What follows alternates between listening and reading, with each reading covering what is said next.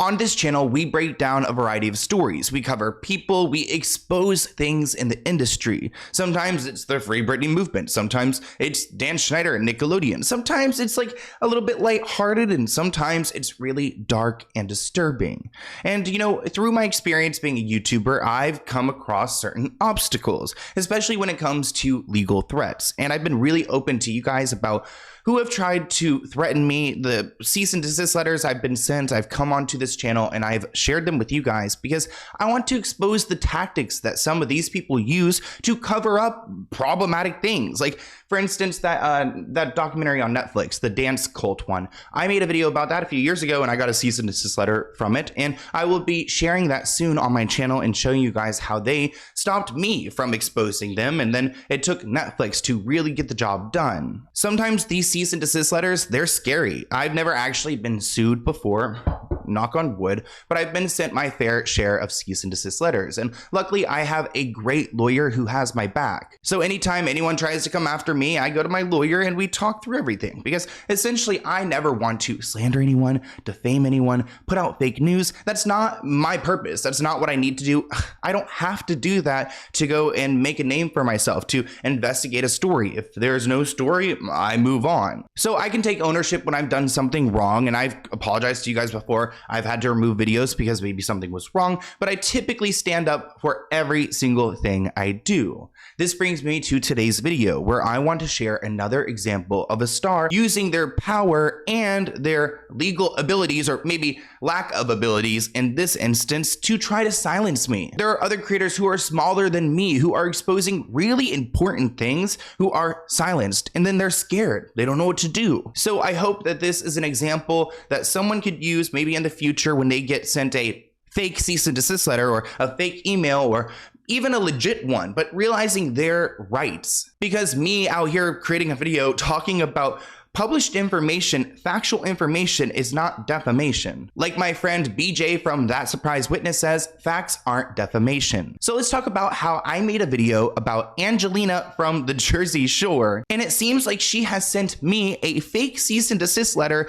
trying to silence me. And it's pretty laughable, because you can easily have a lawyer go and write a cease and desist letter. I mean, they have to have some basis on why they are sending this letter, and you have to have some money to send it. But in this case, it appears that Angelina from the Jersey Shore did not like my video about her drug use, her criminal past, so she thought it'd be a good idea to send me, Sloan Hooks, a fake cease and desist letter to try to scare me from talking about her or keeping this video up. Now on the screen, I'm going to share screenshots of the entire letter. Again, this is the letter in full. There's nothing edited out. It was sent over an email. Typically, I've been sent cease and desist letters through like a PDF file, like an actual letter. I have received some legitimate ones through an email before, but again, this one is not legitimate, and I will prove to you guys why. Now, I'm not going to read the entire letter to you guys. I'm going to show it to you guys on the screen so you can see it, but I do want to read a few parts of this letter. For example, they write, "We demand your immediate and unconditional cessation of all use of our client's name, voice, and/or likeness. Furthermore, you must promptly remove the aforementioned materials from your YouTube channel. It is imperative that you fully comprehend and adhere to the following requirement." Essentially telling me not to use anything in reference to Angelina, which she doesn't have rights to this. These podcast interviews, these clips that she's posted, these scenes from MTV, she has no rights to these clips because she's already given up her rights to them. So obviously this letter was written by ChatGPT. They're not even bringing up anything that I have said in my video. They're not quoting me, and they're not quoting anything from the law. Typically in a cease and desist letter, I'll share one I've gotten in the past before on the screen. You'll see that they'll actually refer to certain laws that I have violated. There's no reference here, but there are more obvious clues that this is in fact a fake cease and desist letter that Angelina sent me. Let's start off by talking about the law firm that Angelina hired and the lawyers that are representing her. Now, there is a Morrison Cohen LLP law firm located in New York, but the logo in their email and the logo on their website are different. As you can see, they are pretty similar, but they're not the same. While the law firm identified in the email does share the same address and phone number as the actual Morrison Cohen Cohen law firm. None of the attorneys that are listed in the email actually work at this law firm. So they're using some of the similar information listed on the website, but the lawyers that are listed here don't even work at this law firm. So that was a mishap. On the screen, you could see a screenshot of the lawyers listed in the cease and desist email. We've got a bunch of different people: Hannah Rose, Abigail Cohen, we've got Kyle Corner, a lot of kind of obviously fake names, Olivia Anderson. And then I easily went over to their website and I saw that they have all their lawyers listed. So it was simple for me to compare the lawyers listed in this email and to find their direct contact on the website. Now, I don't know if Angelina is keen enough to go and to fake all these names, but she maybe would hire someone stupid enough to do that and to send it to someone who has 1 million subscribers who could clearly expose it as fake. Also, if you look at Morris & Cohen's URL, you'll see it's www.morrisandcohen.com. As you'll note from the list of Morrison & Cohen attorneys, their email addresses comprise of 1, their first initial and their full last name, and then 2, the email address, which reads morrisandcohen.com. So for example, that fake attorney name that she had made up, Abigail Cohen, if she worked for Morrison Law, then her email would read acohen@morrisandcohen.com. Now, if you take a look at the email address this letter was sent from, it reads Administrator Morrison Law at proton.me. So this email was not sent from a Morrison Cohen email address.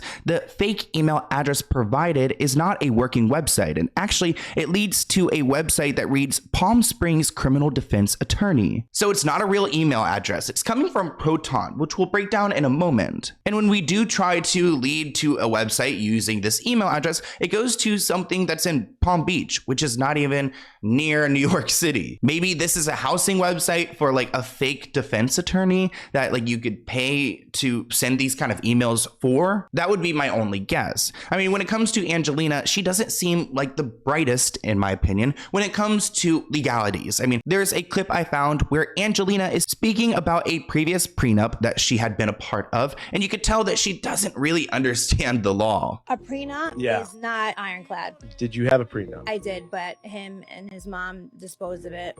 So when you say you had a he never sent it to the my lawyer. Okay, so you put a prenup for him to sign, or he gave you a prenup for you to sign, or was it just it was both. Okay, so you both had your own assets. Yeah. You get I hope she didn't hire the same lawyer to write her prenup that if she even had it written, the man didn't sign it. His prenup, you execute it, he didn't actually sign it. He never sent it in. But he told you he sent it in. Yeah, and then the lawyer never reached out to me for a whole year. So I'm thinking I had a prenup the whole time. You think you have a prenup in place and you have nothing in place. Okay, nothing in place. Like, I'm like, whoa. So now I'm like up Schitt's Creek right now. I really hope that's not the same lawyer who sent this email, whoever sent this email on behalf of Angelina. Because again, I don't think it's not that she's not smart enough. I just don't think she would think ahead to fake all of these different assets when it came to this letter I was sent. So let's break down how it is fake even further. Now, the attorneys identified at the top of the email are not licensed attorneys. As noted, this is supposedly a New York law firm. So if that is true, I should be able to find these lawyers on the New York bar's website, because New York has a bar website like most places do. They have a list of people who are qualified, who have been approved by the Bar Association to implement the law in this way, to defend the law and to act as an attorney. Well, none of these people are found on the website. So why would I be adhering to a cease and desist letter from someone who's not even a registered attorney? Sophia Ricky, sorry, it looks like you did not pass the bar exam, so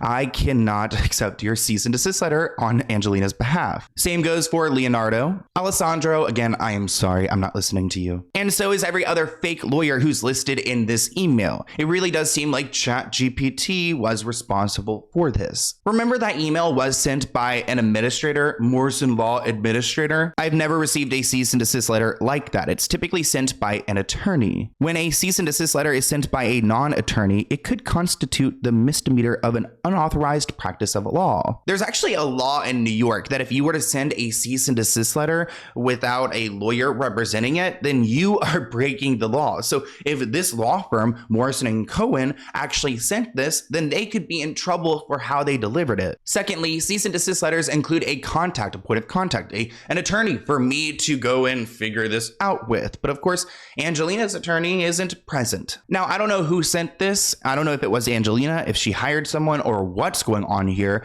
But sending this letter and pretending to be an attorney, acting at law without being admitted and registered, is illegal. You cannot go around and send fake cease and desist letters acting like you are an attorney. You can cease and desist anyone, but you can't claim that you're a lawyer when you're not a lawyer. It's like claiming you're a doctor when you're not a doctor. You can't go and write a prescription when you don't have those qualifications. As I mentioned, most lawyers mention the law. They bring up different things that you would have violated that gives them a basis to sue you. Well, this email claims violation of section 1542 of the New York Civil Code. Well, there is no New York Civil Code. New York has the Consolidated Laws of New York. So the term already, the reference they're making is infactual. It's not even true. There's no such thing. Within the Consolidated Laws of New York, there are codes, sections like 1, Civil Practice Law and Rules, 2, Civil Rights, and 3, Civil Services. So there is no Code 1542. We actually have a list of the Consolidated Laws of New York if you guys want to go and review them. Also, Angelina, she's a resident of New Jersey, and the arrest we talked about in my video happened in New Jersey. I think we all know she is from New Jersey because of the Jersey Shore. New York state laws do not apply to someone who's in New Jersey. So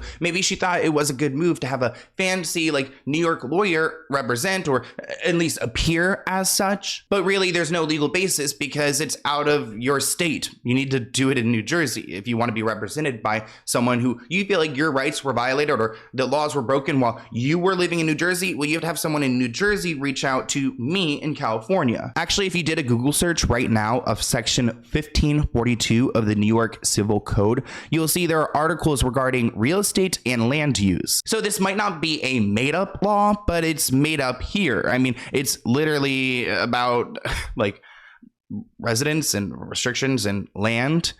So there's really nothing to apply to my video here. Let's talk about this email potentially being written by ChatGPT. Now, we can't fully prove that this was written by the chatbot service, but there have been instances where ChatGPT has been used in law, and they make a lot of bizarre statements, especially when it comes to legal claims, and they don't quite compute it like a lawyer does. I mean, unfortunately, ChatGPT isn't there yet. And it turns out there's examples of lawyers who have actually gotten in trouble for using ChatGPT, and they've had to pay fines because of it. I mean, I feel like if a lawyer is using this, they should have their license revoked. I mean, then you're not a real lawyer. It's really a chatbot. A lawyer in New York is in big trouble for getting a little too excited about ChatGPT. Long story short, this lawyer thought it would be a good idea to have ChatGPT write his legal brief.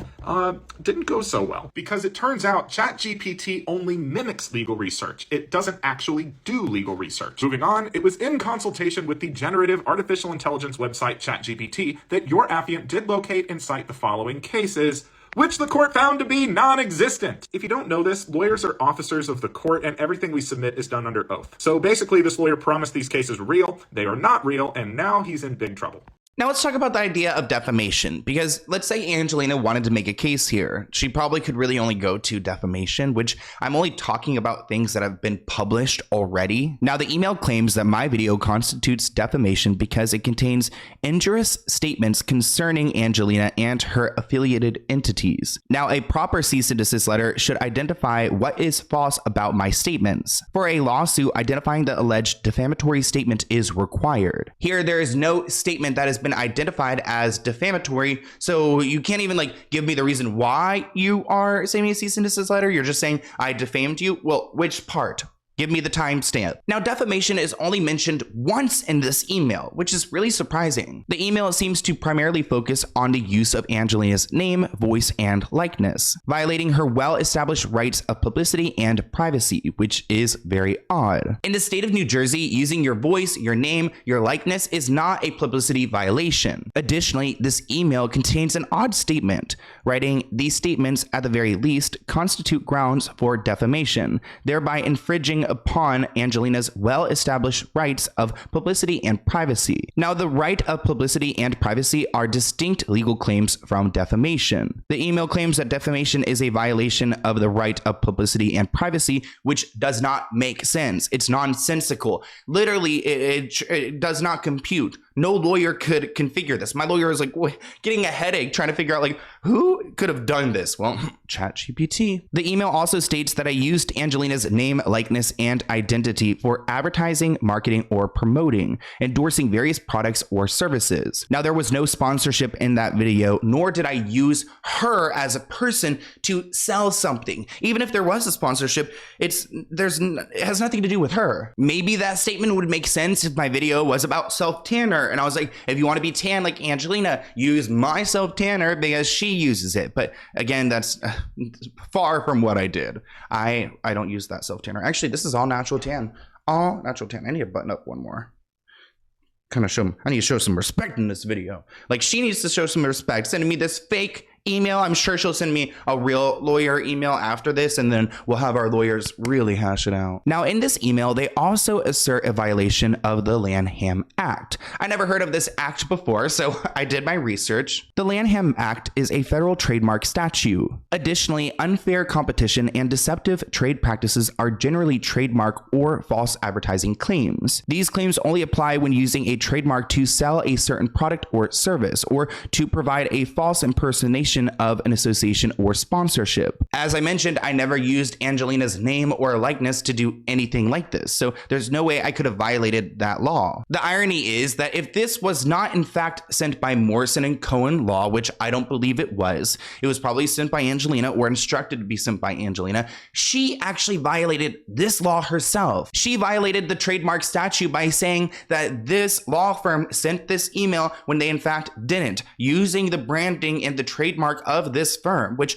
if this was sent by Angelina, then the firm has a case to go and pursue her for using their identity, their entity, to go and threaten other people and silence them. Another thing I found fascinating about this email is that they said if I were to share it, then I'll be in trouble. If I go and share this with the world, then I'm violating a law. That is never the case. The email threatens that disclosing the email will breach confidentiality and the Copyright Act. This is false. There is no reasonable expectation of privacy when someone sends a random person an email, let alone someone who has a YouTube channel that discusses the matters of public interest. Now, I tried to email this email back because I wanted to see what would happen, and of course, I got a little response that this email is not valid.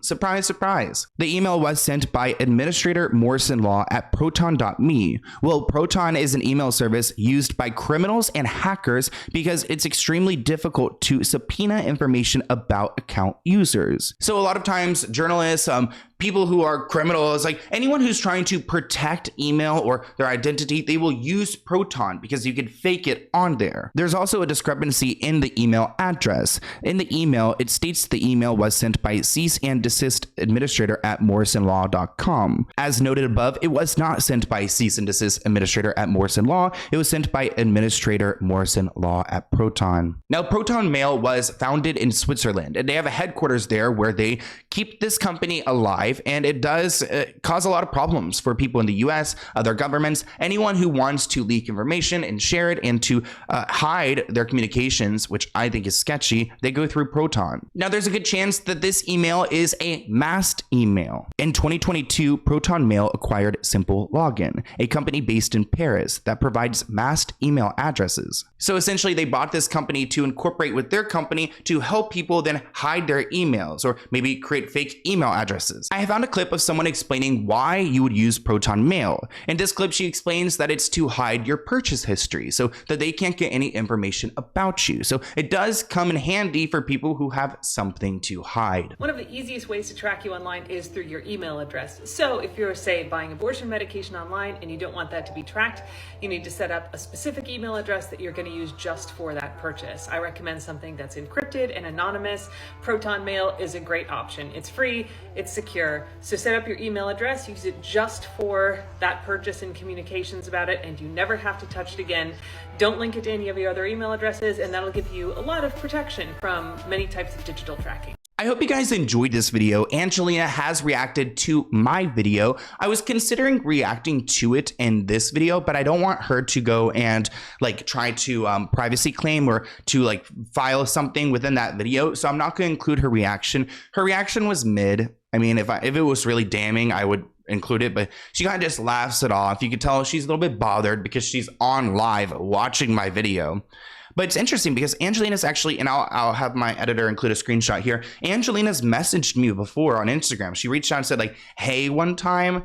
And I reached out to her and she didn't reply. And then of course, since this video, she's not reached out to me besides this allegedly fake freaking cease and desist letter she sent me. But I know this is kind of different content. I want to hear what you guys think in the comments below. Do you enjoy this? I have more cease and desist letters I could show you guys. I have like 5 right now. I still haven't exposed. I want to do a series kind of like we have the blind item breakdown. I was thinking about like maybe cease and desist series. Like we'll do maybe like 10 weeks of it and go through like every Tuesday or something, have like a cease and desist letter from the past, explain to you guys what happened, how I responded, expose all the communications, all of the tactics on how these people try to silence us. So I want to hear what you guys think in the comments below. This was an interesting video to make. I've been putting it off a little bit just because it's hard, and plus my lawyer, you know, I'm having them look over everything and make sure everything is good and ready to go. So I want to hear what you guys think in the comments below. I hope you guys enjoyed this. I'm sure I'll be hearing from Angelina or maybe her real lawyer. When that happens, I will let you guys know. I'll post about it on my Instagram. So go and check me out on Instagram at SloanHooks. And until next time, I'll see you in a new video soon. Bye, guys.